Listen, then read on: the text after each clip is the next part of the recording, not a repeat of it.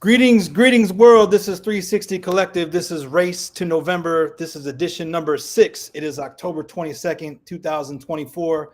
My name is Isaac Castellaz, also known as the Righteous One. I have my good brother with me, Timothy Hampton, the Militant Wise One. Peace, my good brother. How are you this evening? I am well, thank you. Thrilled to be here. Very excited to continue the conversation because it's really getting serious, and I'm having a hard time believing my eyes and ears right now. Yeah, yeah. We're 2 weeks away, man, from election day.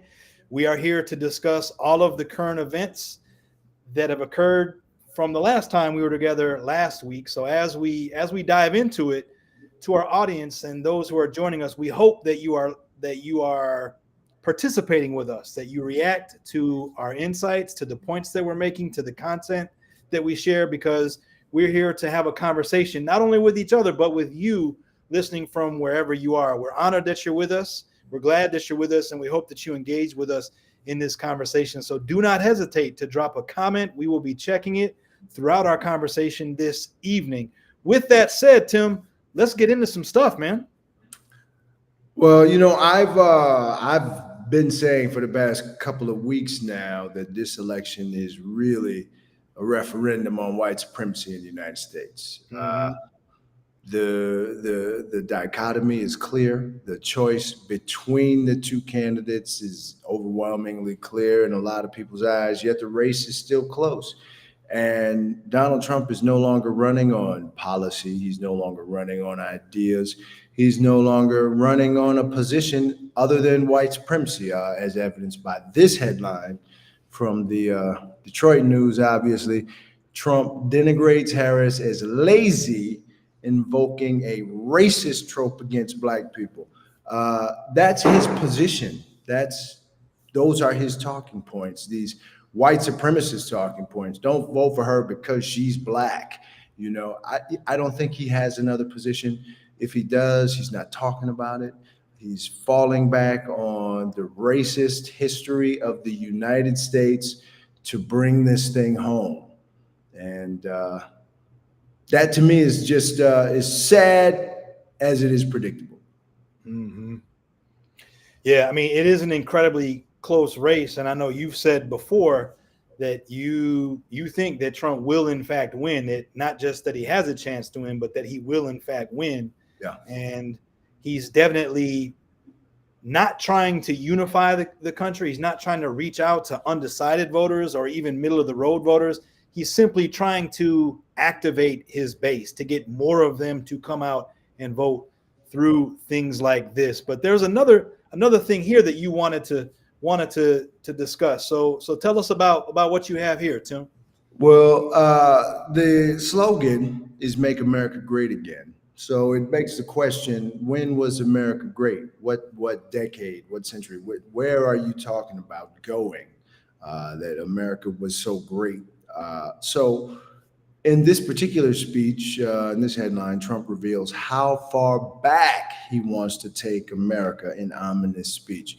And what he is talking about is invoking the Alien Enemies Act of 1798, okay, when the country was at war with a foreign power, in this case, France, and they were rounding up French citizens and deporting them en masse because they were enemies of the state or perceived as being enemies of the state.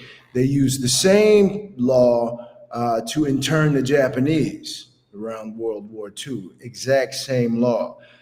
So this is not the first time that this law has been invoked or would be invoked, but it's usually used when the country is at war against a foreign power.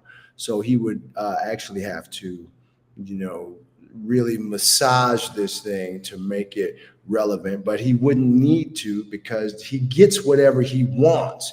He says whatever he wants. He does whatever he wants.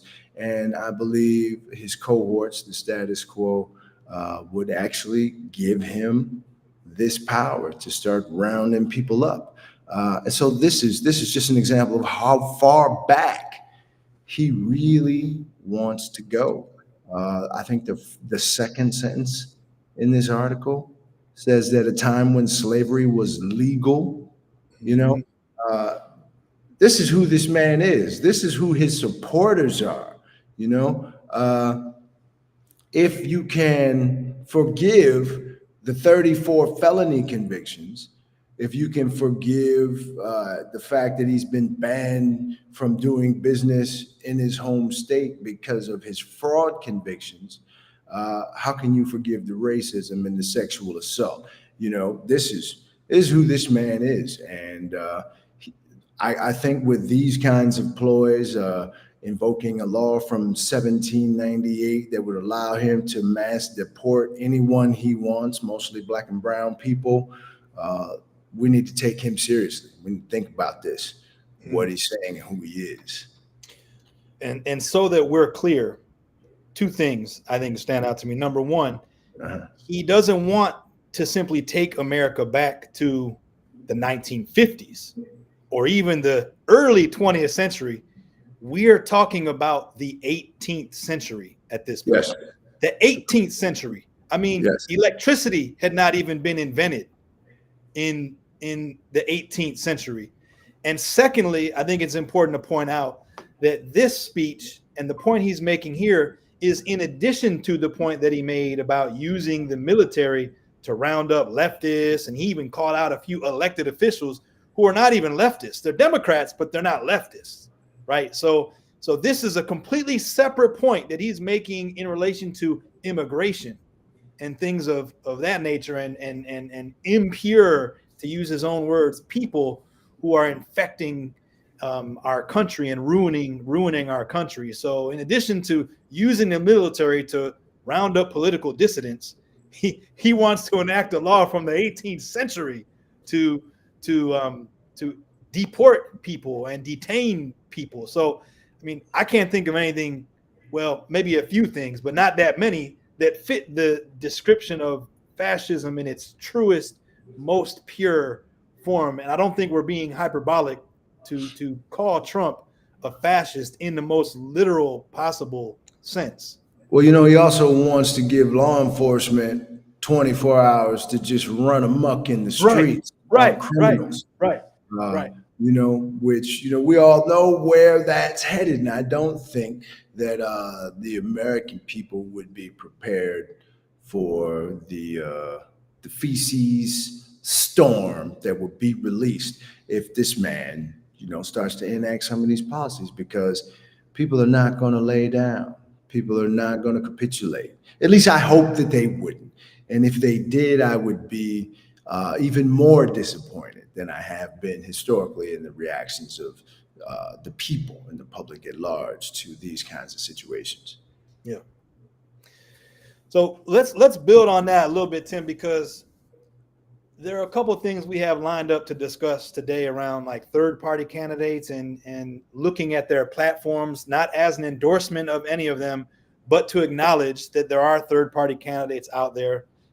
There are a couple libertarian like candidates out there that we're not going to spend so much time talking about. We will look at a few of the left candidates today, and we will discuss more the prospect of voting for a third party candidate and the risks involved in that,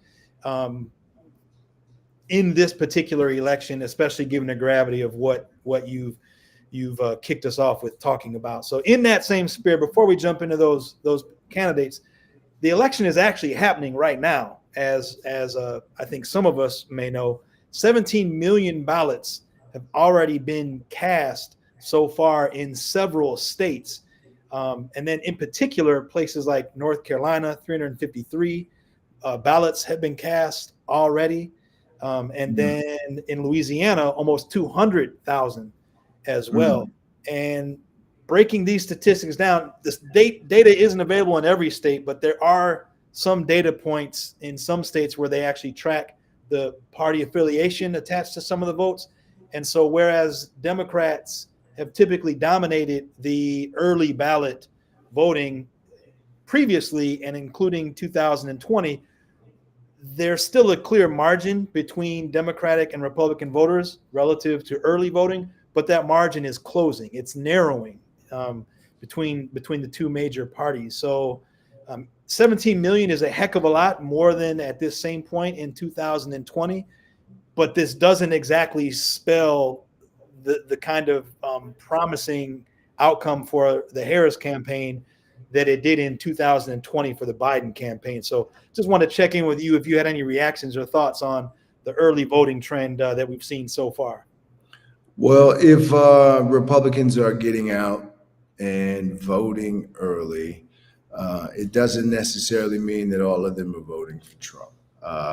There is a swath in the Republican Party that have decided they're going to cast their vote for Kamala Harris, and I think some of that could be those people. I think perhaps that could be an alarming trend. It could illustrate some complacency in Democratic voters, thinking that they've gotten it sewn up because the choice is so clear, and they've become a little bit complacent here in the home stretch because their candidate is so much better. That could be another scenario. And we could be looking at a really, really, really motivated group of white supremacists and bigots and racists who are going to put their candidate up over the top, which is what I am expecting, because Donald Trump is a hero to a lot of these people, or dare I say, even a deity to some of the members of his base. Absolutely. So, that's not something that Kamala has in her base, Right. So this could be an alarming trend, but Yeah. we don't know what it is. We don't know what it is because there are a lot of Republicans who have endorsed Kamala Harris. So, so they could be out there, voting their conscience and their country instead of their party.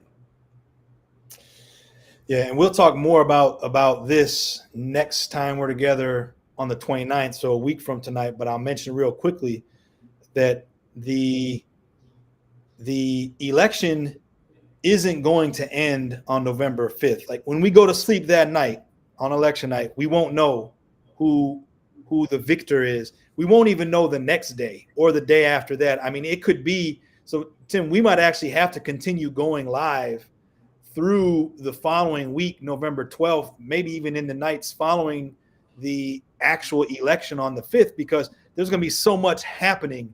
The Republican National Committee has already enlisted tens of thousands of election volunteers to be on site, on the premises, they say, to supervise the election. But what we know that will be is harassment, obfuscation, obstruction, complication. They also have an army of lawyers lined up to contest elections, to overturn outcomes, not just at the state level, but in particular counties. Again, we will talk more about that next week as it becomes more relevant to the outcome. But it is worth noting now, and because I think it fits nicely with your point about what a battle this is going to be, and about how the cult of MAGA is in fact doing everything now in their power. Trump is dismissed voting from home and early voting as fraudulent, as unreliable, but yet now Republicans have embraced it, and they've given up that whole shtick, that entire con game. So they're pulling out every possible stop at this point to try to pull out a victory. And I don't think that's completely out of line with American history. Voter intimidation and voter fraud, and especially where minorities, Black and brown voters are concerned, gerrymandering and all these things that they do to disenfranchise the people who they don't think will vote for them, or the people who will cause them to lose an election. They purge us from the voter rolls. They gerrymander their districts so that they're absolutely senseless, so that they can maintain the status quo. This is nothing new. We've seen this throughout history in this country when the status quo decides we're going to win this election, and they win the election. Yeah. And actually, I know that we made this point. This might would it have been last year, Tim, when critical race theory was becoming a big conversation at the national level, and your favorite guy down in Florida was making all sorts of really ridiculous pronouncements. But Yeah. at the same time he was doing that, we were trying to point out not only Project 2025, which was a brand new thing at that point, but also some of the gerrymandering and some of the election things that were happening because, and they were happening at the same time that critical race theory conversations were heating up, because the critical race theory was galvanizing the national conversation. It became front and center in the culture war, so to speak, while underneath that, Republican operatives and MAGA cultists were working behind the scenes under the cover of these big, go woke, go broke, and don't say gay, and all this other ridiculousness. So we're talking about that, but we're not actually paying attention to the election rules and regulations that they were trying to change and turn around and flip upside down. So we're seeing some of that play out now. So I just wanted to mention that. But Tim, we're going to talk a little bit about the third party candidates. And so these are them. We've got Cornel West and Melina Abdullah. We've got Claudia de la Cruz and Karina Garcia, who are representing the PSL, the Party for Socialism and Liberation. And then we also have Jill Stein and Butch Ware representing the Green Party. Cornel West and Abdullah are running as independent candidates. They don't have a party affiliation. And so I want to jump into them, not because we think that any of them have a real chance of winning. We know that they don't. In fact, each of these candidates are missing on the ballots in particular places. And a lot of that is due to Democratic interference and Democratic cajoling. We talked about that a little bit last week. We won't go all into those details again this week. But we want to acknowledge, we know that these candidates don't have a chance of winning. And in fact, there's a larger conversation about the role they could play in detouring Kamala Harris in her election effort. We're going to talk about that all as part of examining the platforms of these third party candidates.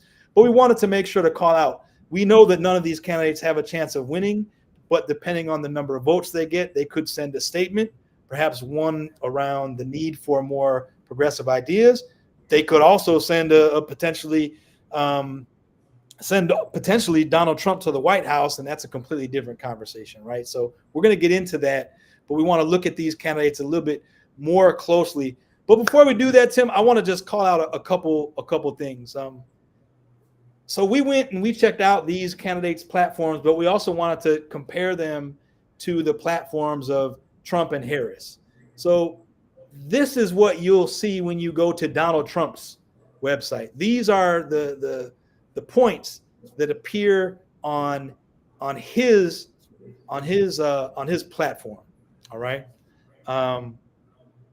And sorry, this is Harris, 13 points, right? Okay. 13 points. Each one of them is expandable. And when you expand upon them, you get this kind of content. These screenshots have been condensed because there's so much content packaged into each of these bullet points, right? So you can see things like making rent more affordable and cutting taxes for middle-class families. I mean, we've heard her talk about these things in the past, right? Affordable childcare, lowering energy costs, things of that nature, right? And you go over to Trump's platform and you see these 20 points. Now notice these 20 points don't have more content attached to them. It's just 20 points. And it's things like end inflation, make America the dominant energy producer in the world, cancel the electric vehicle mandate, keep men out of women's sports, unite our country by bringing it to new and record levels of success. I mean, that's an actual point on his platform, Tim.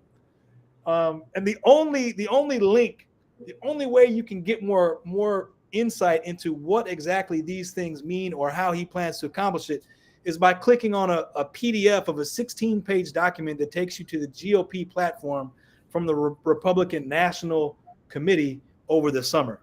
So it's interesting that Kamala Harris has tons and tons of content and really granular policy ideas, and Trump has 20 sentences, literally 20 sentences, and a link to a 16-page PDF that was developed by the Republican National Committee. So I'll pause there just to get your thoughts on any reactions that you have to the difference between Kamala Harris's platform. Well, if you could go back to Trump's 20 points, Okay, just sure. briefly.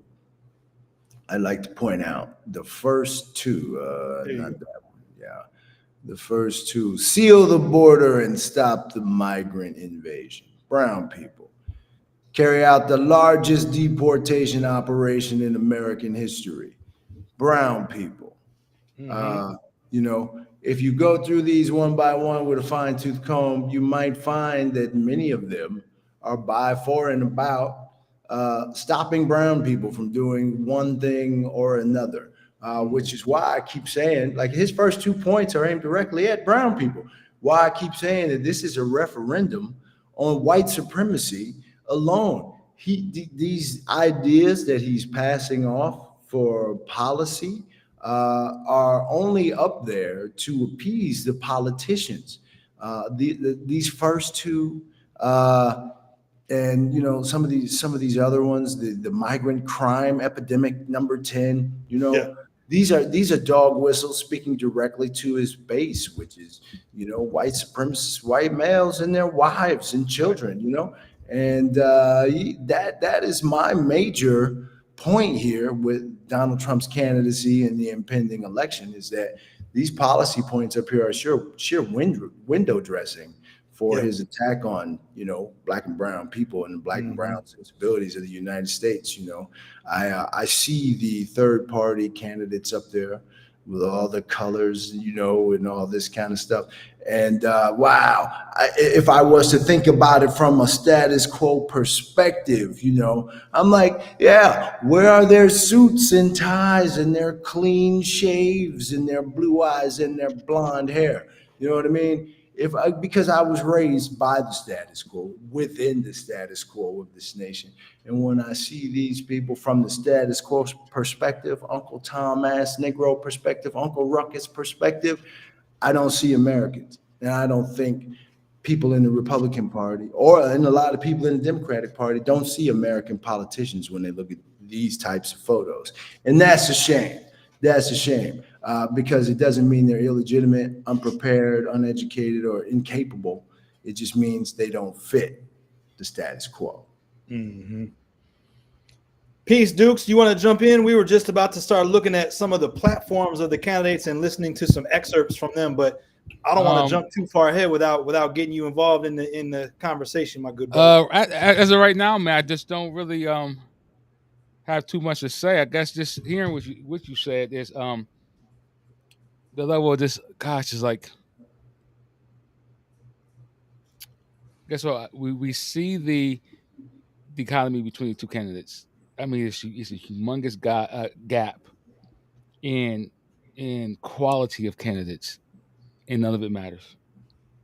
Mm. None of it matters. She may still lose. Yeah. And that's Let's. the problem. And but at the same time, that could be the gift what democracy presents itself with, as in even Mm, the worst of us can at the same time achieve the highest status. mm, Mm. And Let's take sometimes a maybe look at. go ahead. I'm sorry. Let's take a look at what our good friend Jeremy says. Jeremy is always on our page. He's always adding great insight to our posts. So it's great that he's checking in with us and listening. So greetings to you, Jeremy. It's wonderful to have you with us. So Jeremy says it's fear based, but sadly, it strongly appeals to fearful people. It doesn't help. Jobs are changing, and buying power is feeling as low as it's almost ever been. Fear and anger is a natural response, but is the basal level. We need to elevate ourselves and come together somehow. So, what's your reaction to that, Dukes? And then, Tim, I know you may have an insight to add too. Um, Not to be as, I guess one part I hear what he's saying, but I don't think that this is fear at all. I think this is the crust of what America have always stood for, and now is somebody is now that they have somebody to rally behind what their true thoughts and ideas are. Mm, Now it could be they could be a fear though. I mean, their true ideas could be fearful of those things happening, but though the foundation of this idea has always probably been there since Reconstruction. hmm Yeah, So yeah. it's always been there. It's always been there. It's always been there since slaves were freed. And this So whole this idea of immigrants, man, I mean that idea is as old as America itself. I mean, you look at every era. I mean, Tim and I were just talking about the 18th century.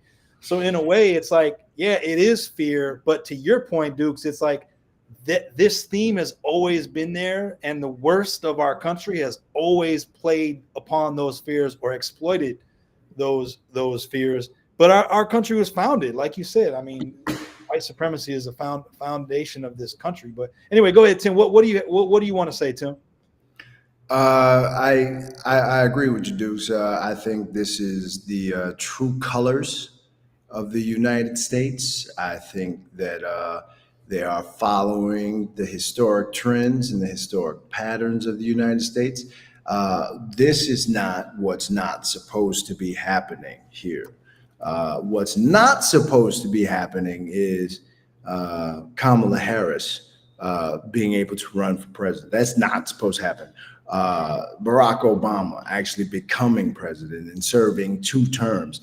These things were not supposed to happen. These things were the outlier. The racism and the bigotry and the recalcitrant historical residue, like the 1798 Deportation Act that he wants to use, that's been there since 1798. This is who the United States is. This is who they are. So yeah, this is I can't condone being surprised about the United States being such a racist and bigoted place, and this race being still so close, based solely upon that.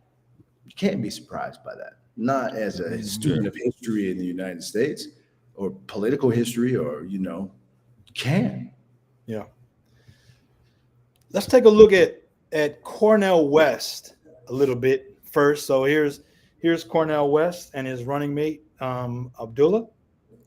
And then if you go onto the page, his platform is broken down in themes of justice. Now he's the only third-party candidate, and really the only candidate, even including Harris and Trump, who explicitly mention education and have a really well-developed education platform. Now, to keep things consistent, we're going to look more at some economic points between the 3 candidates. But I did want to call out that he's the only one who talks at length on his website about education in a great level of detail.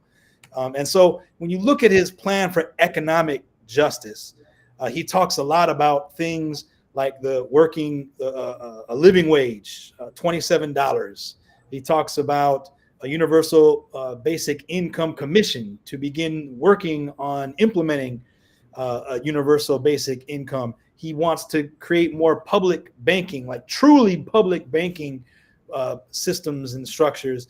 He wants to try to get rid of homelessness as well, and poverty. Worker-owned cooperatives. So these are some of the things he talks about on his platform relative to economic justice. Now, I want to pause, and I'd like for us to give a listen to something Cornel West put on his YouTube channel very recently. And Dukes, I want you to react first, and then Tim, I want you to follow right up behind that.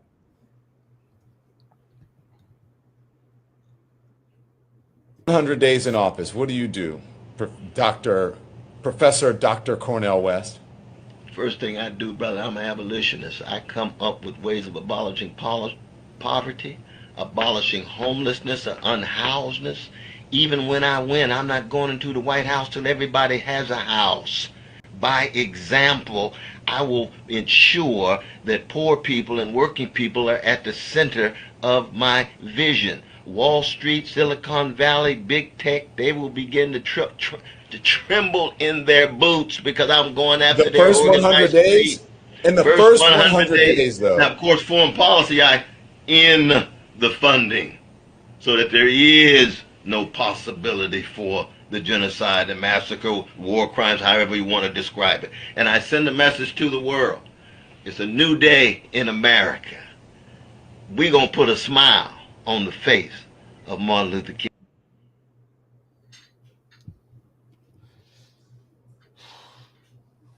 I think he's speaking as a man knowing that he has no chance.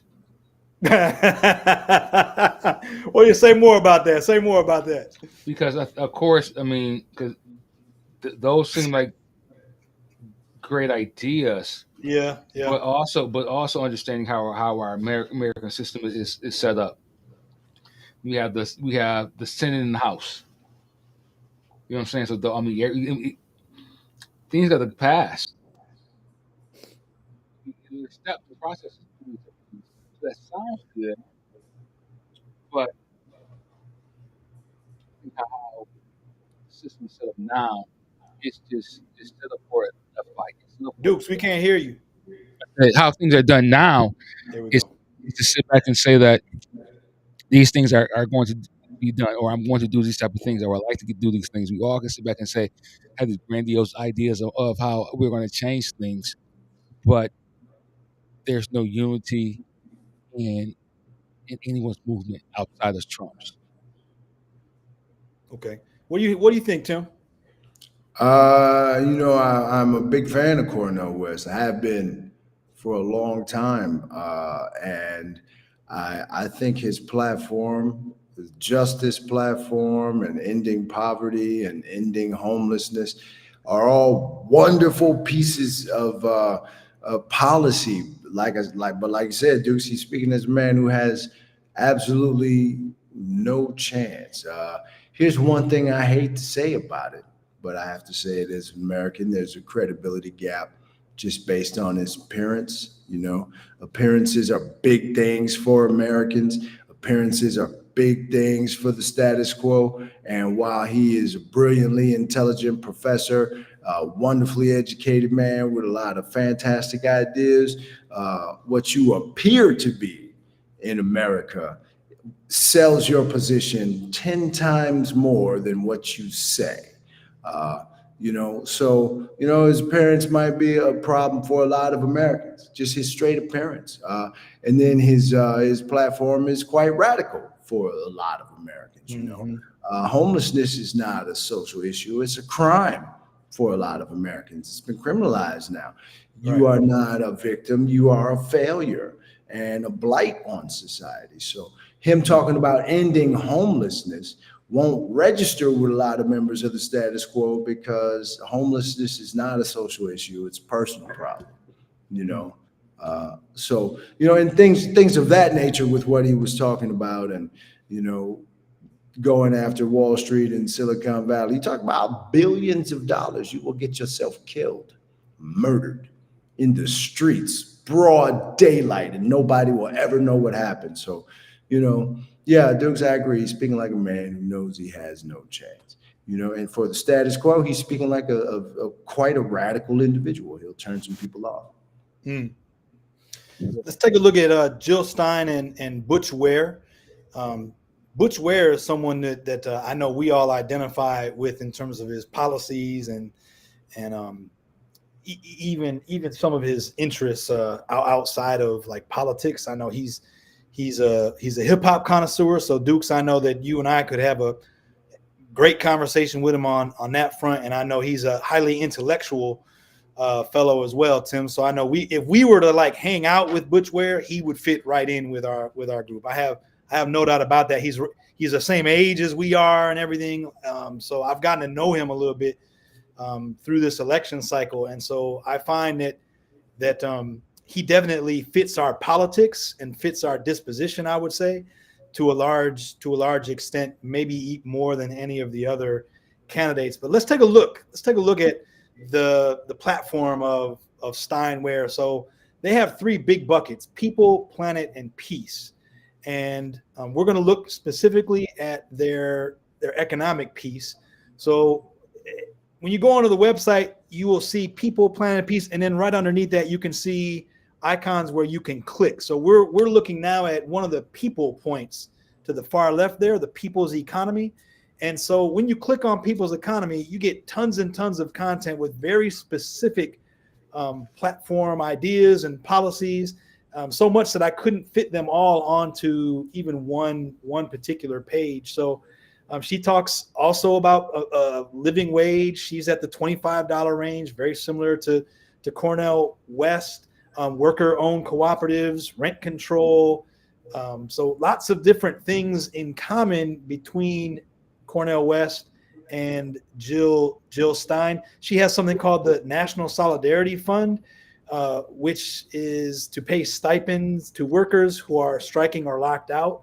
So she gets into the real nitty gritty of like labor friendly policies and has a really specific platform. And she's developed this platform, as you could imagine, as part of the Green Party over number of years. And so here's the other piece of that. So universal tenants, Bill of Rights, expand house choice initiatives, provide full funding to all existing project-based rental assistant contracts.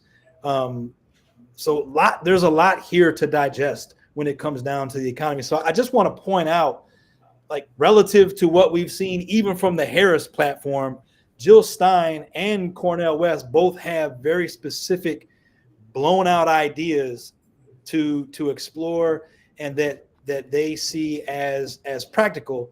Now, will those ideas or could those ideas ever get implemented? I can't argue with what you said before, Dukes. Like, these are great ideas, but there's Congress, right? There's the two big parties and everything. So I receive it in that same spirit. But let's listen to a little bit of Jill Stein and Butch Ware. We haven't listened to them before, so this will be a couple minutes of them talking.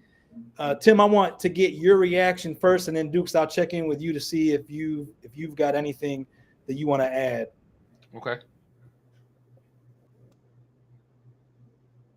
In our view, the most important thing that we can do to fix the crisis of migration is to stop causing it in the first place through regime change operations, through economic neocolonialism and domination, through the climate crisis, and through the war on drugs. There are things that we can do actually right now that will decompress the pressures that are pushing people to seek refuge at our borders. And that includes, on day one of our administration, we would legalize marijuana and undercut the power of the drug cartels to basically cause violence and wreak havoc on so many nations, particularly south of the border. Yeah, when tagged into the fight by my sister soldier, Dr. Jill Stein, it was an easy decision to make. I had conducted an Instagram Live with her on my social media platform. I asked Dr. Jill about reparations after having recently posted a video of Kamala Harris where she hemmed and hawed and shucked and jived for 2 full minutes and then said the exact words, "I will never do anything that only helps Black people." So when I asked Dr. Jill Stein about the question of reparations, she said they behave as though it's incalculable, but it's been calculated many times. It's between 10 and $13 trillion US, and I am in favor of cash payments. When I asked Dr. Jill about her resistance to this genocide in Gaza, I said that all of my colleagues in the activist and academic communities that are Palestinian liberation, not just advocates, but people that live this, breathe this, have skin in the game and have suffered, they were all voting for Dr. Jill Stein. So I didn't actually ask Dr. Jill about her support for Palestine. I'd seen her arrested at a pro-Palestine, a Free Palestine rally. I asked her about her overall foreign policy. And when I asked her about her overall foreign policy, her response was to say the approach of the Green Party is to dismantle the American empire. And I said in that interview, as a lifelong committed student of and exponent of and teacher of the Black radical tradition, yeah, and you better hurry up and do it quick before somebody else does it for you, because those two processes look very different. Pulling back those 700 military bases out of the 800 that we have around the world that actually serve no purpose except to antagonize local populations, and then slowly withdrawing from those other non-strategic positions in ways that keep Americans safe, that allows you to reinvest the $1 trillion, or really $1.3 trillion if you take all the auxiliary costs.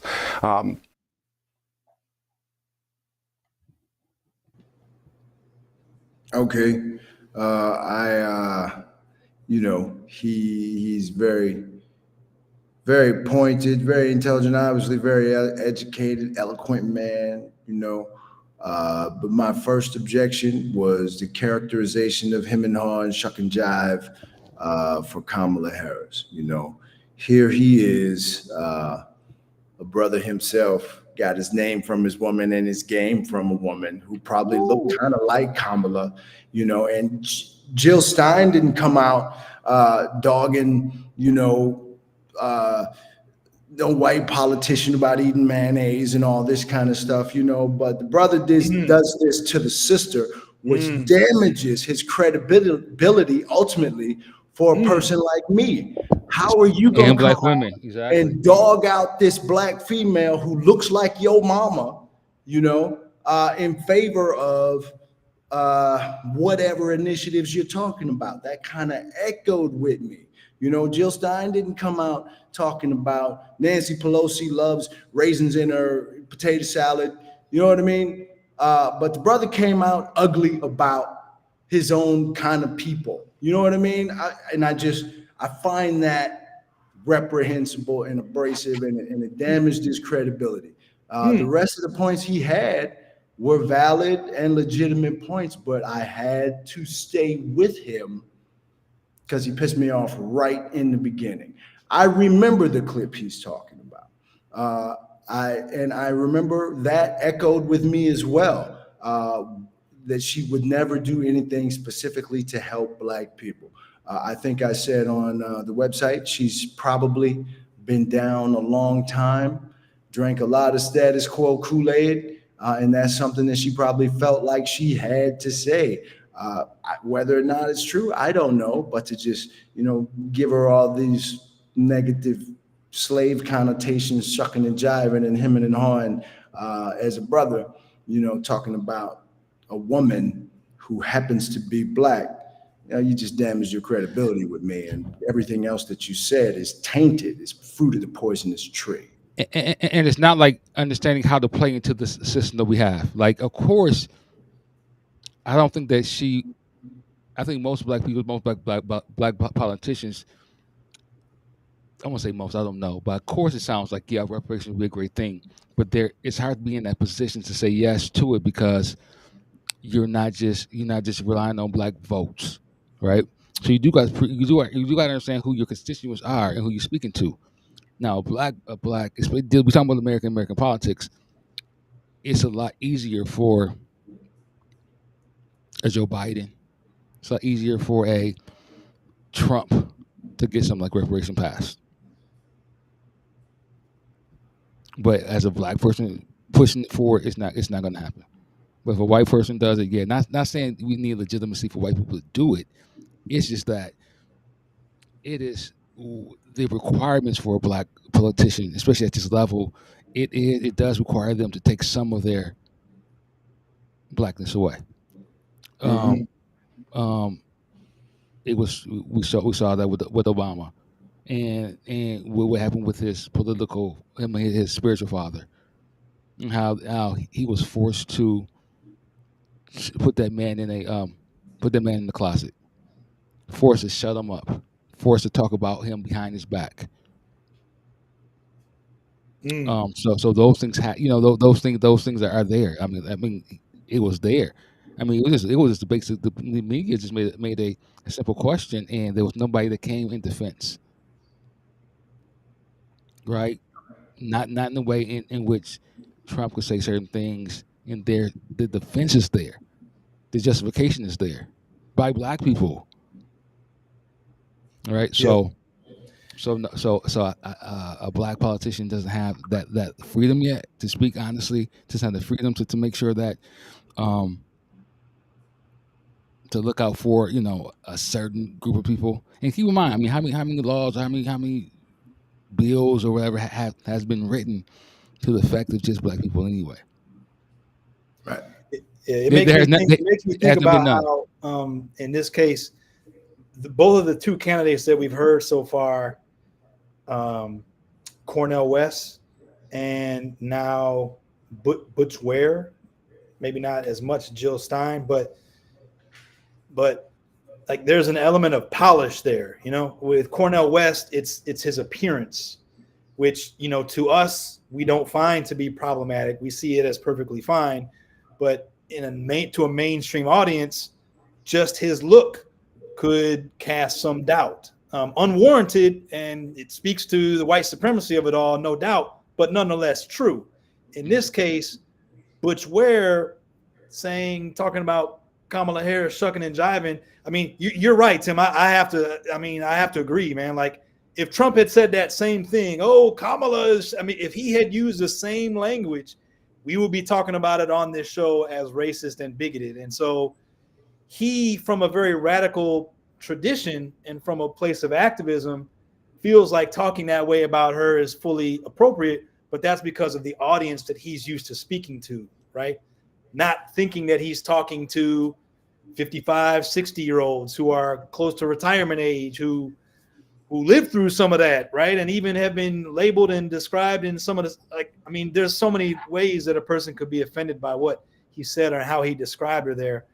And I don't know that he's tapped into that in the way that he would need to be taken seriously. I think he knows what he was doing, because he would be the vice president. So him just speaking it is a privilege. And so anything he said had to be checked, had to be agreed upon to say something. Oh yeah, no doubt.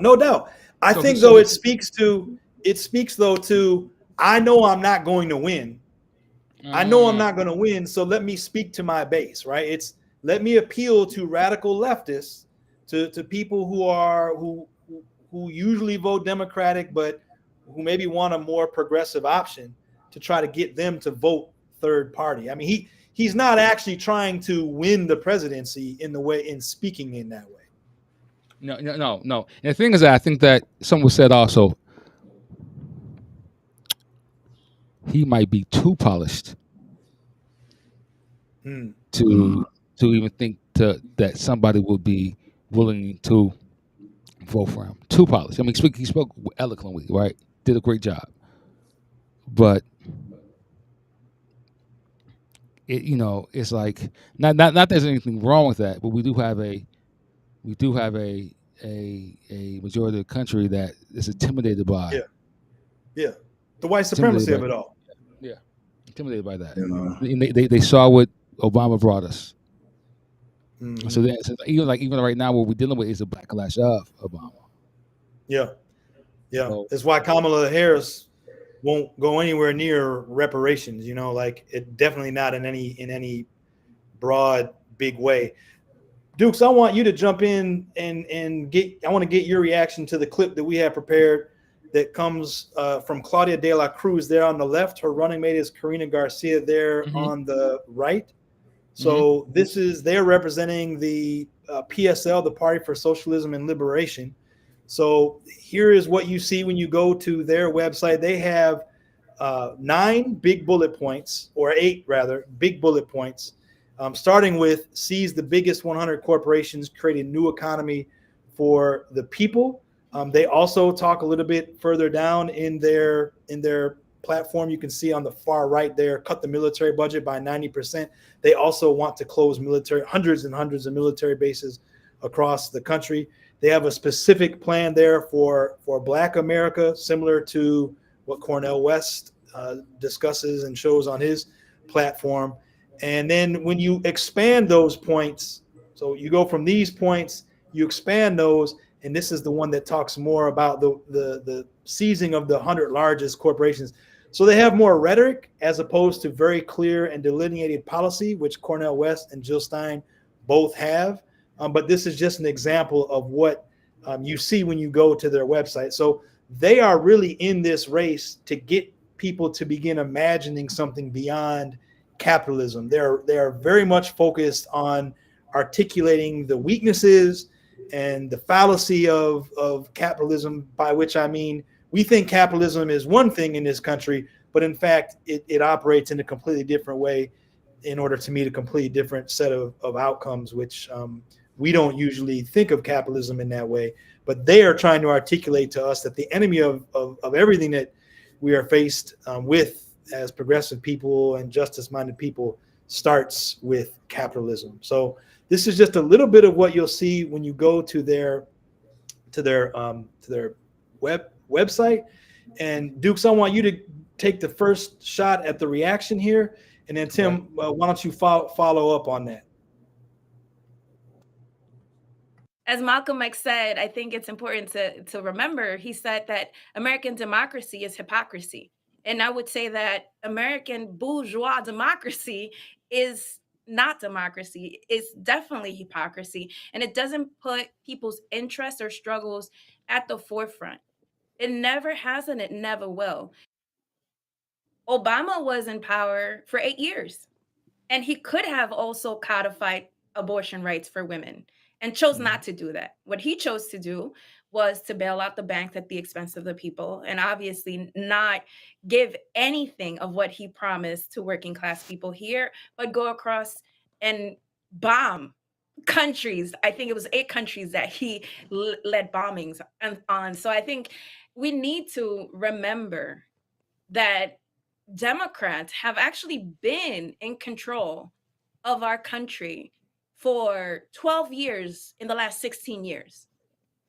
And they have not given us what they have promised. What they do, and they do very well, is utilize our issues as things that they dangle in front of us and tell us, if you vote for me, we'll give you this. If you vote for me, we'll give you that. And people go on and vote for them, and continuously they are betrayed by people who have no real interest in solving our issues. Abortion rights, as you mentioned, could have been codified in the first 2 years of the Biden-Harris administration, and they didn't do it. And they didn't do it because, again, they will continue to use that as bribe. No, that's definitely the spirit, and I think it's important for me to say, we don't think that the real division in this country is between Republicans and Democrats. That is something that is fomented by the ruling class, that there's this divide and this complete opposition from both sides of the aisle. And that is not the truth. The real division in this country is between working class people and the ruling class. And working class people are the majority. And we have the power to demand, to overturn, and to rebuild this society. If we have the will to organize and mobilize our people to take power, economic and political power in this country. And that is what the campaign is about. We've built this Vote Socialist campaign not only for this election cycle, but as part of a larger strategy to build an independent movement of working class people that are conscious, class conscious, and understand that working class people produce everything in this country, produce everything around the world. And we should have enough political and economic power to decide what we do with the collective wealth that we produce. And so when we talk about economic democracy, that's part of it. It's part of having a decision-making power to decide how we are going to redistribute wealth. Where are we going to invest? How are we going to create the society that provides for our families?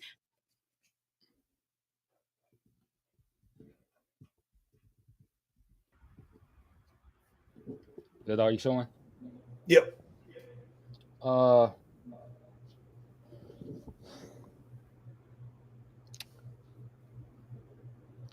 even between all three,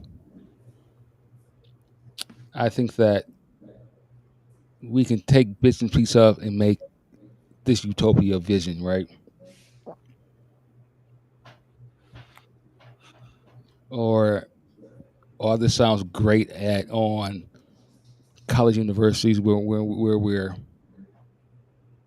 throwing ideas around and seeing which one sticks and seeing which ones we think will be available happen later on in life, hopefully, right? That's what all this sounds like, because it seems like most of it has not, although it sounds good, don't know if it's possible right now.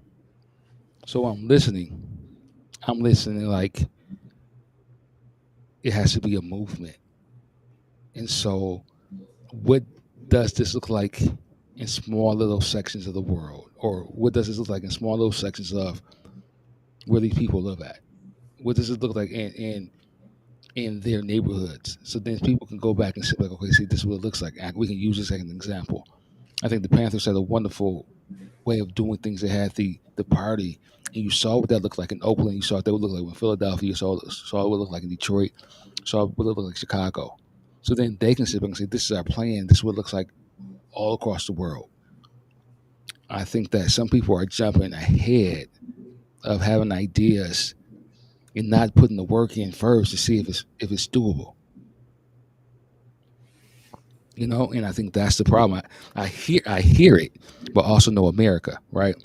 But if these people had, okay, we do this on this block, and this is what it looks like, and then maybe somebody could say, oh, I like that too. How can we duplicate, or how can we make this work on our block?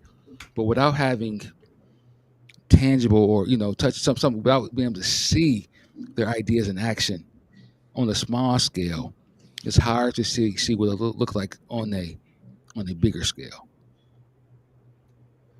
Why do you say that when what we see on the big scale clearly isn't working, yet we still Oh, vote oh, for politicians that uphold oh, it? oh. Keep in mind, I've always said that the system is broken. I've always been one to say that the system is broken.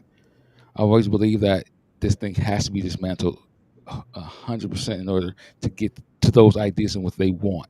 We're seeing it right now that 50% of this nation goes against rational logic. Mm-hmm. They want it to be destroyed also. For a different set of reasons, right? Is that what you're different saying? set of reasons. It's only Yeah, a small mind of people who's holding on to something that is clearly doesn't speak for the people. These are people that are saying, "No, we really burn this bitch down right now." Let me get Tim in the conversation. And I'm gonna say this, and they might be willing to do this in the next 90 days. Oh yeah, no doubt. I mean, that might happen no matter who wins. I mean, right. It's like you've always told me too, Dukes. Like you should live your life like you've always spoken. Like when you talk to me about your experience as a black man, it's like I'm gonna do my best, but it doesn't matter whether I do my best or my worst. I could die just walking outside anyway. I remember when we were talking about Ta-Nehisi Coates years ago. You did the knowledge to me on that, and it always stuck with me because he says something similar, but that's always resonated, right? So like the country's going to burn no matter who wins the election because of the white supremacy of it all. But Tim, here's something that I thought would be good for us to talk a little bit about. So the tweet is, you're not risking a Trump presidency by voting your conscience. Democrats are risking a Trump presidency by abandoning theirs. And so this is a tweet that's in reference to the Democratic position in reference to Gaza. And so like the diehard Democrats are saying, if you don't vote for Kamala, Trump will win the presidency. And how dare you therefore vote for Karina and Claudia or Cornel West or Jill Stein and Butch Ware. Like, how dare you vote third candidate when we have to defeat Trump? This is pushing back. Like, no, it's not us. It's not the third party voters that are risking the Trump presidency. It's you and your bullshit take. So where do you fall? Do you agree with this take, Tim, or do you see it a different way? Well, I wanted to go back to right where we just left off with the Karina. Mm-hmm. Right. I think the first 4 words from her platform are seize, overthrow, end, and take. And Dukes, you asked, what does this look like in small communities? I know 2 small communities, the FBI and the CIA, that see words like seize, overthrow, end, and take, and they start to, the hairs on the back of their neck stand up, right? Now, whether or not it's possible to seize, overthrow, end, and take anything from the status quo, seize, overthrow, end, cut. These are not words that the status quo will look too kindly upon, Yeah. And even if they did have a chance of winning, which, they do not because of the credibility gap, how Americans love natural hair, you know what I mean, and all that kind of stuff. Yeah, it just rubs me, a little bit abrasively because seize, overthrow, end, take, it's going to be difficult. It's going to be a difficult thing. And, small communities, I mean, these are words, you better arm yourself if you are trying to march into American politics talking like this. As for the slides you just showed, yes, Democrats, they do use issues to galvanize the black vote in their favor. It's been happening since the Republican Party was doing it before the 1950s, when the dichotomy was reversed and more African American voters switched to the Democratic side. They're always going to do this. And Karina talked about having things dangled in front of our faces. Yeah, she's doing the same thing, dangling seize, overthrow, take an end in front of our face like it could actually happen. And it can. As far as the Democrats, the left wing and the right wing are on the exact same bird. So I agree with parts of what this post is saying.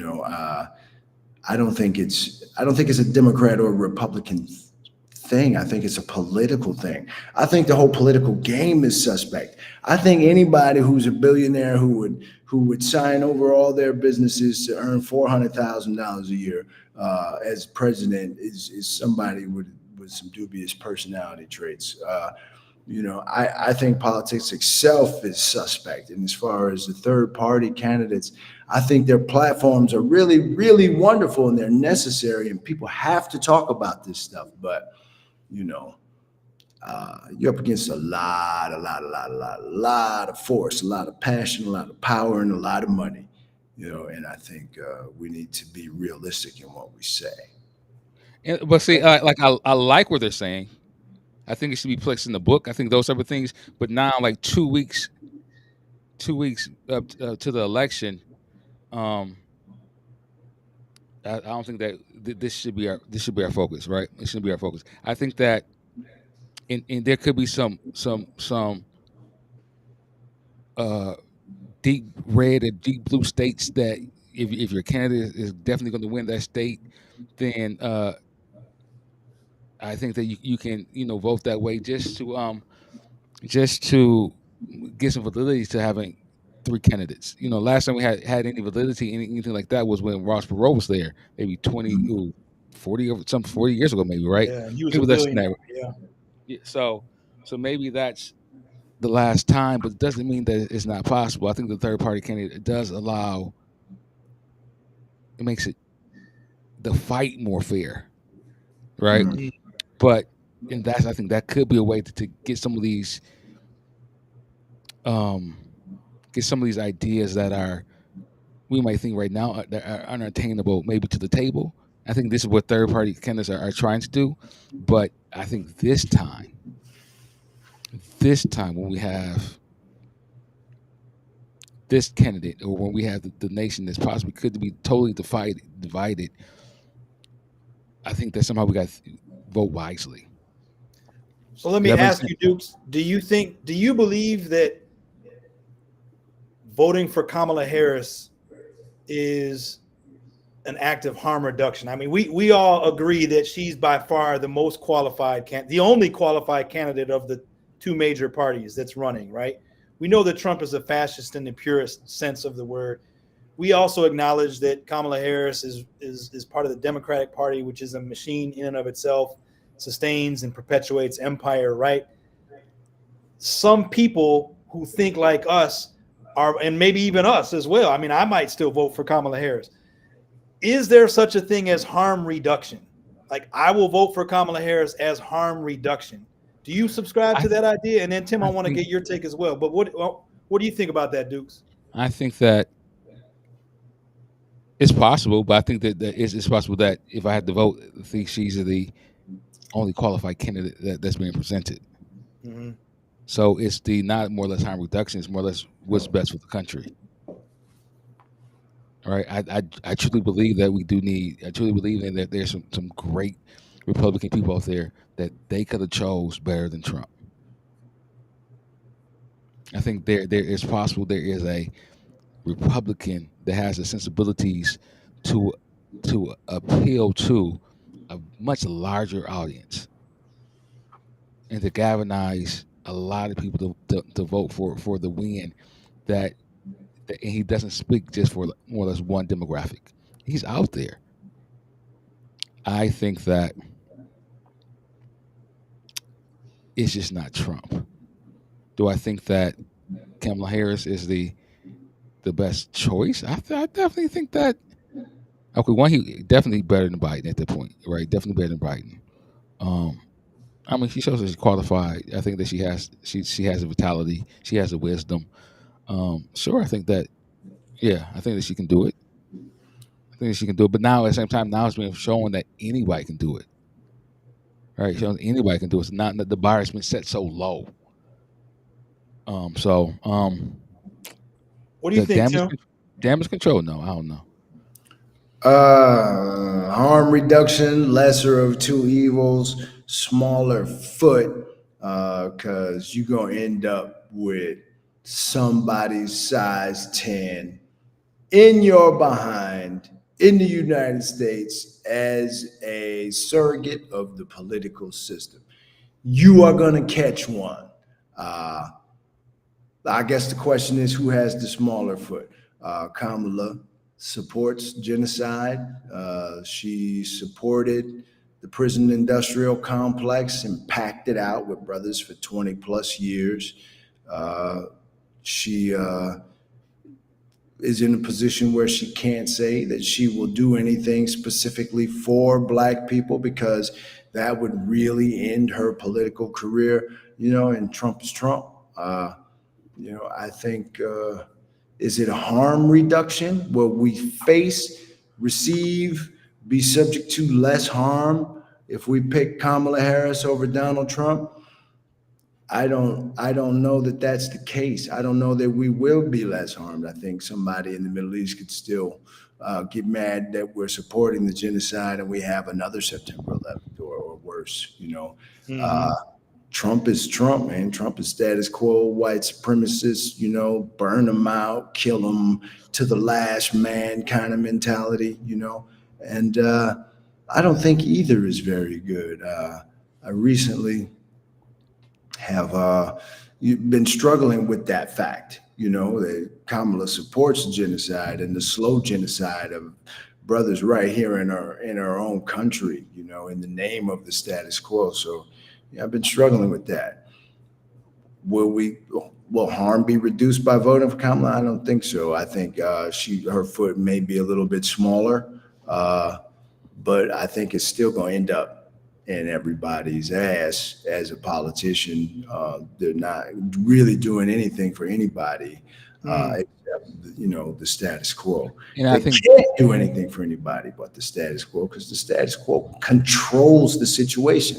Congress and Senate, in other words, FBI, you talked about the Black Panther Party. They had the same kind of platform as Korean, and look what happened to them with that small community of FBI agents. And you know what I mean? So, yeah, harm reduction? No. A better politician, more experienced, more qualified politician? Yes. But harm reduction? I don't think so. And I think that there's part of that I agree with you on that, Tim. It's to the point where it's like, and I think the ladies presented that because this not take away that the Democratic Party has had options or chances to do some of these things that we are saying that we want or that's needed. You know what I'm saying? So it's not they can't wash their hands off as clean as if okay they didn't do this. Well, you didn't do it either. No.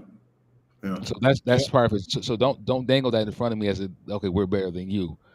I think on this case, on this scenario, I think the party may be a lot better than the other party, right? Mm-hmm.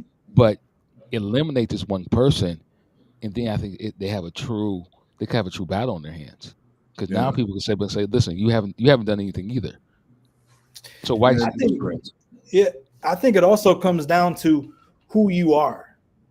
Like I think I think one person saying harm reduction and another person saying harm reduction can mean two completely different things based on your relationship to society. And what I mean by that is, like, we've heard, I mean, we had Bunchy Career on a couple weeks ago. It was me, Tim, and Bunchy talking.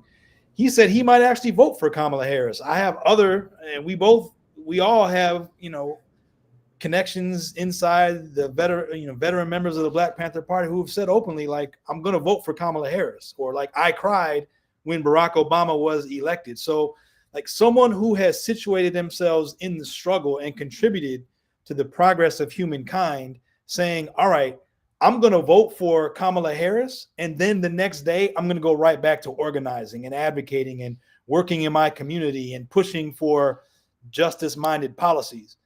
The traditional person that thinks that the only way things happen is simply by voting, and they don't invest any of their own time, energy, or skin in progressing society or their community, saying harm reduction, vote for Kamala instead of Trump. Trump will be the worst president in the history and he'll lead the country to its doom.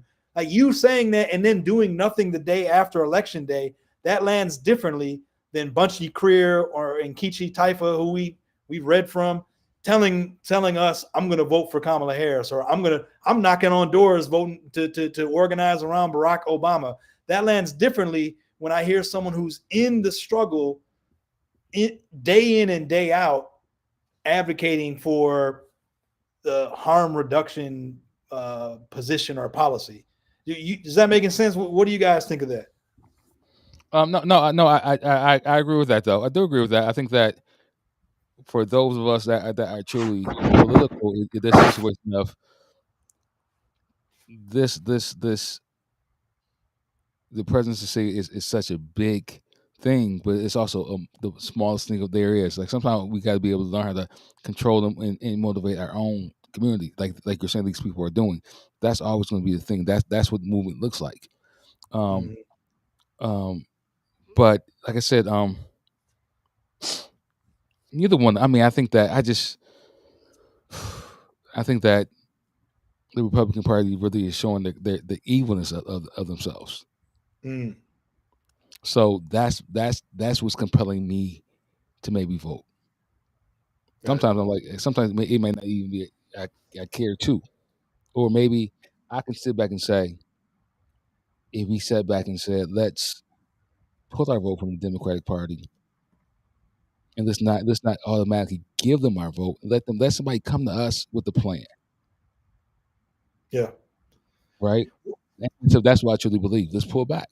It's not. So, Dukes. So it looks like Tim will be right back. But okay. So Tim, I want you to react to this, and then Dukes, I would love to get your thoughts as well. So this is a meme that we pulled that I think could lead to some interesting conversation. So younger leftists and older leftists. Now I want to qualify this. We're not talking about Democrats when we say leftists. We're actually talking about leftists. There isn't really an organized left movement in this country, at least not in the mainstream, right? So younger leftists and older leftists having a conversation at the top.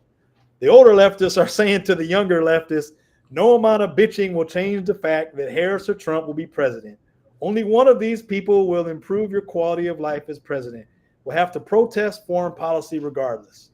And then younger leftists are left with this, what I'm thinking is a realization of sorts, and the older leftists are feeling assured about the situation. So Tim, do you agree with the point that's being made here? Well, what's your reaction? Well, I really do kind of agree, because yes, either Harris or Trump will be president. I really don't think either one of these people will improve anyone's quality of life as president because of the way the system is set up. And foreign policy has not, will not, and does not really change in reference to Israel in the United States. So I really do agree. Wow, I don't truly understand, the two-party system, why there's not third party or for a better competition or a better, more competitive situation. I do agree with this. And there was something else I wanted to piggyback on earlier, but I forgot what it was. I had to come back. Okay, I'll come right back to you, Tim. Dukes, what do you think about this meme? Would you agree? Do I agree? I don't know if I agree. I don't know. Break it down. Break it down. I'm gonna let him have it.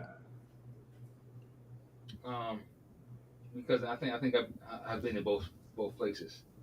Back to the mic. And speaking to the mic. Yeah. Like I said, I think I've been to both. I've been to both places. You know, and so then I know how it is in both places. And now I might be the old person now. Yeah. And maybe I don't want to be the old person in this scenario. Oh. You know, so that's where it is. I said maybe I don't know. I see. You don't like it because it's telling your age, like who you are in the meme. Yeah. So that's what it is. Now it's like beforehand. I mean, not saying it's idealistic thinking, but it's like you get older, you do get the more you have a more better perspective with how the world runs. So it's like, okay, no, those things can happen, but sometimes the younger generation think, oh, we can get that stuff tomorrow. And some of those ideas is like, oh, those are 100 years away. It's a lot of work to get that stuff done. A lot of mobilization to get some of that stuff done. So, yeah, it's like, yeah, you go out there if you want to, but you're gonna find yourself spinning your wheels. Maybe it's not the best way of using your time. Maybe it's not the best way of using resources. And sometimes maybe also is a way to be more democratic. And sometimes you gotta give a little and you gotta take a little. That thing is, I think that as you get older, we start to realize how that happens. A little bit more compromise, and sometimes the younger generation wants to fight when sometimes fighting is not the best answer either. On the other side, maybe as we get older, we don't want that. We don't want the rumble and tumble. We don't want. We want to make things more peaceful too. When that's not the answer either. So it's kind of hard to be right there in the to see both sides. I'm like, man, okay. Yeah, sometimes you gotta risk it all to get what you need, what you want. But sometimes being wise enough to know what to risk and how much to risk to get what we define as the reward, right? And so I can see both sides. I get it, and it's like, shh, because I want to tell a young person, calm down, because I wouldn't want nobody to tell me. I didn't want anybody to tell me that. Because what happens is that having that much energy, it gets you to this point where we can sit back and be more understanding of how things should be. That's a wisdom that's gained, So I don't know. I see myself at both sides, and like, man, did I become what I hated, earlier. So that's what I'm thinking about right now. Yeah, but look though, Dukes. I mean, I think I relate to that as well as a older guy now. But I was just on a call with a local group here in Chicago, and there was a young guy on the call, and he was arguing vehemently, that we must all vote for Kamala. And the group on the call was like, no, I'm not voting for Kamala. And so like this conversation, and these were all people that were much younger than me. So there is a generational piece to this. And this is a raging debate among young progressive people as well. But Tim, what are your thoughts, man? What you want to add anything? Well, I on the Republican and Democrat debate, and Democrats not giving African Americans anything that they promised them. I don't think any politician gives anybody ever anything that they promised them. But I remember when COVID hit, we had the pandemic, and Trump made it into the Chinese virus, the Kung flu, and all that. And Asian people started getting attacked. They got a hate crime bill the following year, right? Black people have been getting lynched in this country 400 plus years. We've never gotten anything anywhere close to anything like that, from Republicans or Democrats. You know, as far as being on the being more leftist as opposed to centrist or Democrat or Republican, I think the party of John McCain, that Republican Party actually stood for some things. And had some principles that I agreed with. I've never really considered myself one or the other, but I've usually been a person to vote Democratic. I think the leftists, the more left-leaning platforms, will siphon Democratic votes because those appear to be Democratic issues, although they are not. They are leftist issues, And I think that some of the platforms of the leftists that you presented, that you illustrated, will attract more Democrats definitely than Republicans. So I think that is the thing about the third party and the leftist candidates for me is that they will siphon away Democratic votes from Kamala Harris, and that's my only. And I'm not necessarily a Harris supporter, but that's just the reality of the situation. But what you just said is what I say. I mean, I've been thinking like if they just chose this man to run their party, but they had the possibility of having people that who could have got a lot of black and brown people to maybe vote for them. Like you just said, well, you talking about the John McCain's or whatever. That's a toss up sometimes, right? Who do I vote for? Just because doesn't mean I have to vote for the Democratic Party. Because I think right after Obama, they had the opportunity to do something similar to choose a Republican candidate that spoke to the whole country. They just didn't do it. And I think that because, like I said, I think as we realize, it doesn't matter what party we choose; they're all going to not speak to our direct needs. So so that's just how it is. But it's like if we have to, people just want to.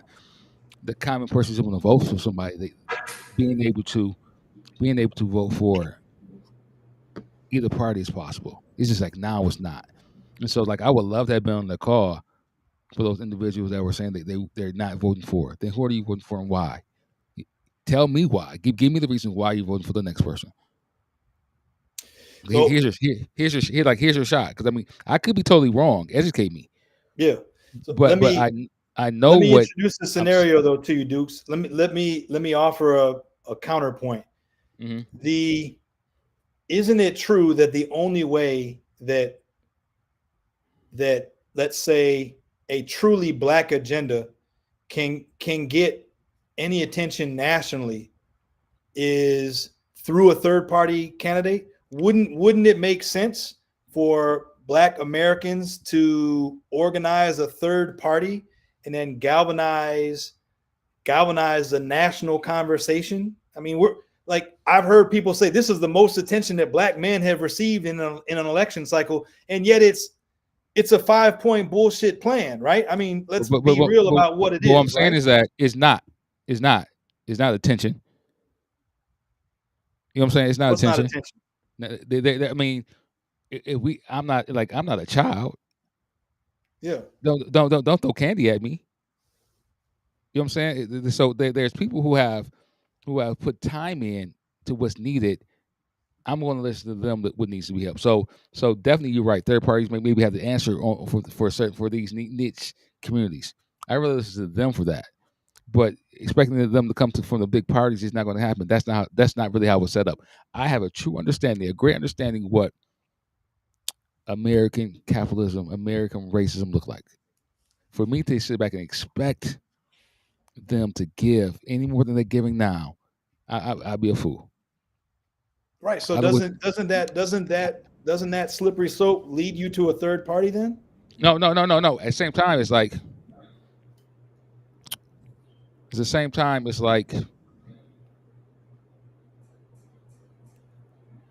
saying the possibility, even though the Lions look great. Do I bet the house that they're gonna win the Super Bowl? I can support them. I can believe in it, but I might have to go with somebody that's more tried and true. Not saying it's not possible. Not saying it's not possible, but do I think it's possible? Not right now, because there's things really that's in this that matters. because we talk about black people. The black people the black people who have been close to president are half black. They're half black. So that there's part of this country that still has not. I'm saying, like, she's not Michelle Obama black. She's mixed. He's not Cornel West black. He's not Michael or Dyson black. He's not Martin Luther King black. He's Obama black. Digestible to the white audience black. And there's only a small minute people who fit that role. Doesn't speak to the majority of who we are. Even at our greatness, he's still different. So from that standpoint, it's like, there's part of the country that has accepted that level of blackness, but not James Evans blackness. You know what I'm saying? It's different. And so you said because one of her parents is it matters. Not black, she's not all the way black. No. I'm not saying that. I'm asking that. No. Why are you saying she's not black? I didn't say she's not. I didn't. Trump said she wasn't black too. No. I didn't say she wasn't. I said you did. I said you just said you said she's not black. I said well I corrected. She's not that black as Michelle Obama's black. It's two different things. And I'm asking, well, what's the difference? What's the difference is being mixed. It's being mixed. Okay, so she's not black because she has no. That's what I'm saying. I'm not saying that. I'm saying that she's mixed, but by no means should she ever not be surrounded by whatever she's made of. Just the same doesn't thing. Doesn't mix mean she's black and something? Once again, right? She's right. I agree. She's black and. Yeah, she's black and. Okay, so she is black. No, she's black and. I'm just making sure we're not having like a Donald Trump moment here. But at the same time is that I don't want to use these. I'm trying to speak as if we understand racist is not real. But in America, so it's not. So it's not. So I'm saying, but she is black. I'm not saying she's not black. I'm not saying that he's not. But America has not elected a second generation African American. Right. Or like a foundational black American. They right. This is not what's being elected. Mm-hmm. Because it's more palatable to the mainstream. Just as if even though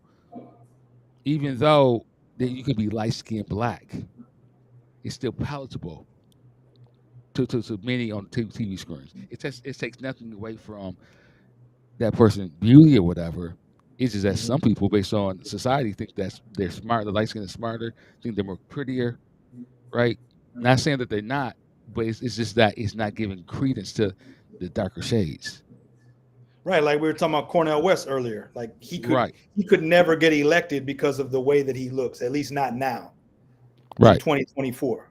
Not saying that he's not. He could not be thought of as a great politician.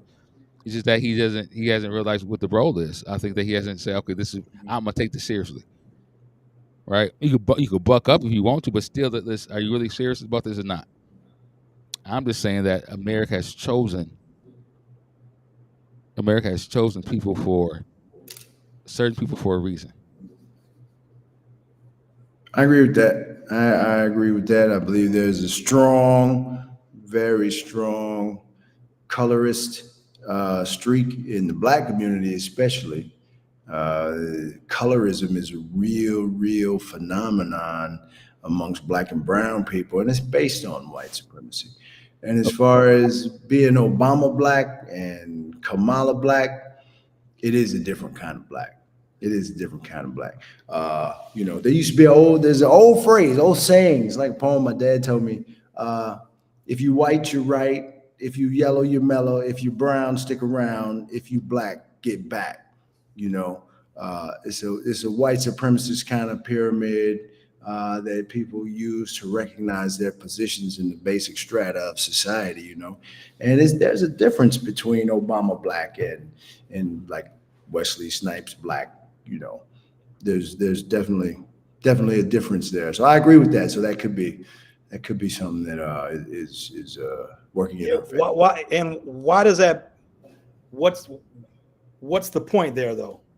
So because my mother used to use white supremacy is graded, has assigned grades and colorations. Like we know that. So what's the point for this election?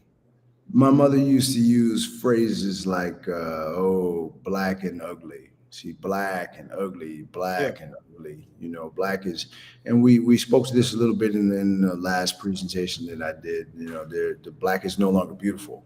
There is no longer, you know, black is beautiful kind of sentiment. You know. So yeah, that colorism in the United States, especially in our community, is very, very, very real. Light skin with quote unquote good hair and all that kind of stuff. It plays in the minds of certain individuals, you know, and makes them more palatable to everybody as opposed to. It plays in the Duke's mind. Too. No. I'm saying he just said it. He just said it. I'm saying that this is why they got elected. I'm not taking away from their ability to be great leaders. It doesn't matter. I think they're great. No, leaders, I didn't say you. You just said she's not black the way Michelle Obama is black. No. What I'm saying is that, and that's what white people say. Like that's what Trump said. No. But now you're saying it's nothing wrong with that. There's nothing wrong with that. It's nothing wrong with. I didn't say she wasn't. I said let's identify for her how she is. Same thing. Listen, Obama daddy was what? I don't know. What was he was from Kenya, right? Right. Yeah. Right. And his mother was what? Was white. Yeah. Okay. Kamala Harris' father is what? Indian. Jamaican. So he comes from islands, right? Dad, okay. Mother is Indian. Mother's Indian, right? So So here we go. So now we will be dismissed if we don't identify that they're not coming from two black parents.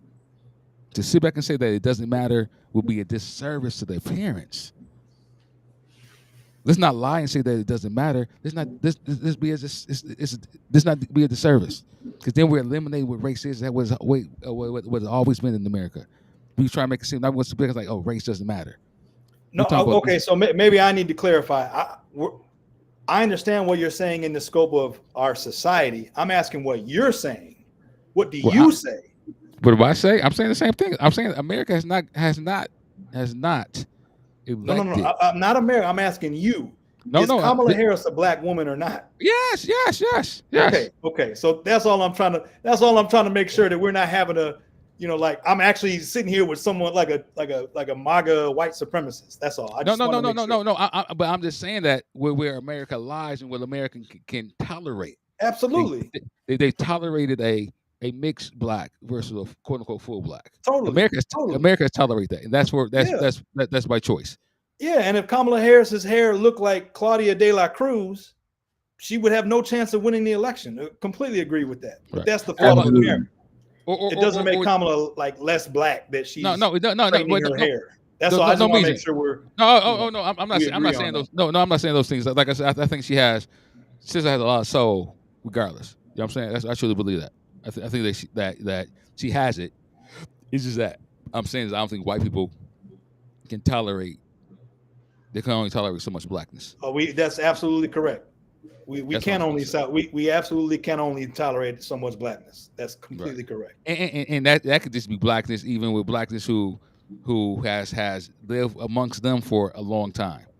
You talk to a lot of black girls who has lived in the fluid neighborhood with some affluent white people. You can just tell the disdain that they have for the white people that live around, because it's like how they treat me. They, you know, how they're being treated. So yeah. So no, but by no means I'm saying that she's not black. I'm just saying that America can only tolerate a certain level of blackness, and the blackness and the black people they selected fit with their palatable of hearing and eating. Yeah. Now, at the same time, these people have a humongous responsibility because once it's given, once is returned. They got to give back something. Because at the same time, they must know that there's other people right next to them that has never been able to get or were never able to get this opportunity because of maybe their daddy was not black or those type of things. You know what I'm saying? So like Michelle Obama could probably be a better person than Kamala, but it's the sensibility of the foundation of who she is. Right? It would never happen, not yet, not yet. And then she has a responsibility for black and brown girls to make sure that she speaks for them. Got it. Now, it doesn't have to be directly because America's not going to let it be a directly, unless he pull a Obama where he wants to talk down to black men in the ways that he always chooses to do. But no, there's not going to be she has to make sure that she's making choices that amplify the voices of black women. Black and brown women, excuse me. Yeah, and it's like you said earlier too. I mean, Kamala Harris can't be the one that spearheads a reparations program in this country. It has to be something that is part of the national conversation that she can then put into a policy or on a platform and then run on that platform in such a way that it could enhance her chances of winning. She can't now run on that platform and expect to win office. But that's why I think third-party candidates like the ones we're talking about and having at least the conversation about their ideas is important to get those ideas into the mainstream, to normalize them so that on November 6th, like we're mobilizing for those ideas. Yeah, I totally agree with that. I totally agree with that. At that same time, voting for one of those candidates now could potentially do more harm than good. But it isn't to say we shouldn't mobilize for those ideas 365 days a year, every day for the next 4 years, so that the next candidate has a realistic chance of making some more noise. I think it has to be a 4-year run too. And I think also it's understanding how the electoral college runs. If you know that you live in the state that there's no chance of winning, you can go ahead and vote for that third party candidate. Okay. Because like in Illinois, where Kamala Harris is going to win, right? It doesn't matter, right? It really doesn't matter because if you know for sure that state is locked up, you can go ahead and say, "Listen, I'm not wasting my vote, but I'm planning for the next 4 years. So if this person gets a certain amount of votes, it gives them the opportunity or the belief. Let me get out here and do it again next year." And so then the goal is to get a situation where we have a Ross Perot now on the debate stage. That's the goal, to get enough. I don't know, each everybody got to have a certain amount of votes or whatever to get on the debate stage, whatever that is. The goal is just to get there. Primary is to win, but how can I get these ideas on the debate stage? So then what I think is possible of doing, they can address those things, right? Because they know they're not going to win. The goal is like you're saying, how can we get people talking about my ideas? And because I think that how everybody rolled out their plan and stuff like that, no one ever took it seriously. And not saying, and I think for the first time, it didn't even matter who the third party candidates were because I feel like it's a lot was on the table. Tim, why don't you take the last word before we close out? You got anything? You're listening to a lot, man. I think that the 2024 presidential election is a referendum on white supremacy in the United States. I said that at the top of the show. I think it is white supremacy that is on the ballot for a lot of Americans, whether they know it or not, whether they think it or not. I think that Donald Trump is running on a platform of the white supremacy, toxic masculinity, patriarchy, and nothing more. And I think he's counting on that to carry him over in the election. I think it may actually happen. Yeah, all right. And now you did say that at the beginning of the hour, and I want to say like that. That's what I agree to. I think you're right, man. I think you're right. Yeah. Hey, so listen, now we're going to close out, but next week we have our good friend Paul Lane from Denver. He hosts a radio talk show out there that is airs on Saturday mornings. Amari and I got to go on his show once before. I think that he would like for us to come back on at some point soon, but he's going to be with us next week. So it'll hopefully be all four of us together on Tuesday. I do like that because maybe he's able to curb some of my pessimism. So I'm looking forward to it. Yeah, he's a hopeful guy, right? No, yeah. Sometimes you need that. You got to need somebody to check you on being so down on the possibility. So yes, I'm glad that he's coming on. Okay, good. Looking forward to it. Yeah, trust me. Yeah. Man, we might just need him, Tim. Trust me, we might just need him. I need somebody because I don't think the United States is ready, but we'll see. The United States is the greatest show on earth right now. Everybody all over the world watching, as always.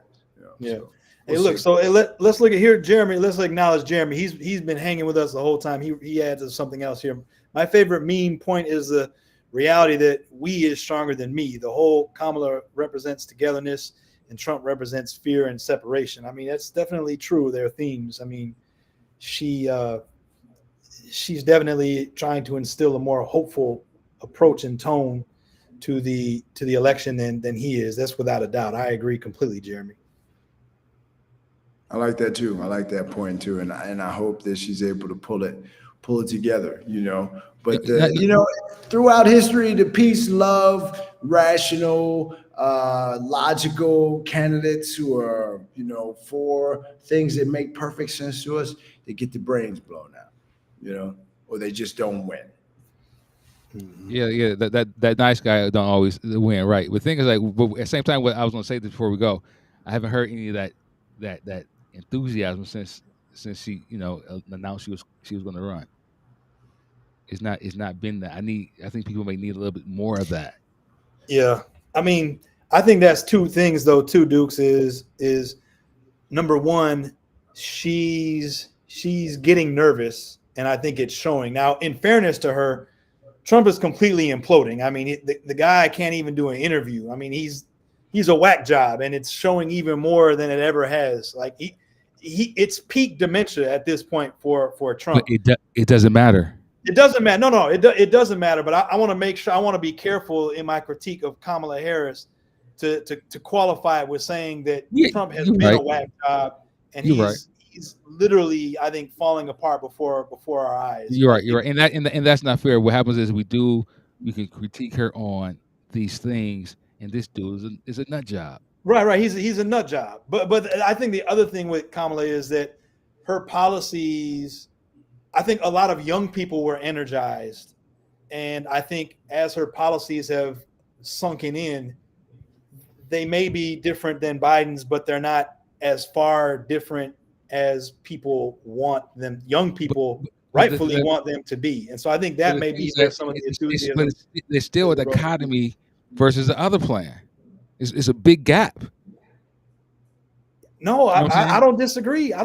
But I mean, you remember how we were, man, we're at 18, 19, 20 years old. I mean, Tim, you remember? Come on. I know. But right. But things so this what gets me is that. All right. Hey, listen. Right. I get to say, hey, look, I get one this time. That's for me. Okay. You're totally right that if we're going to judge them, let's judge them both equally the same way. I think that's not happening. But at the same time, we could save some of this for next week because I might need a wake up call. I might need I just might need somebody to give me that my viewpoint. But it might be too late because I'm gonna vote. I think I might vote on Saturday anyway. But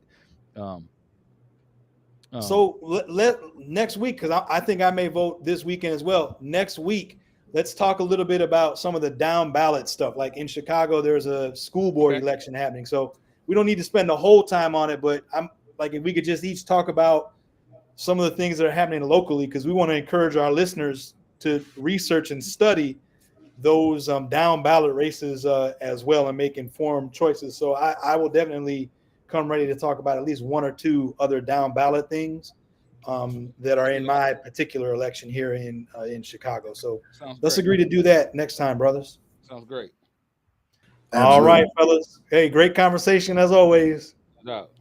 All right. I appreciate y'all. All right, brother Tim. All right.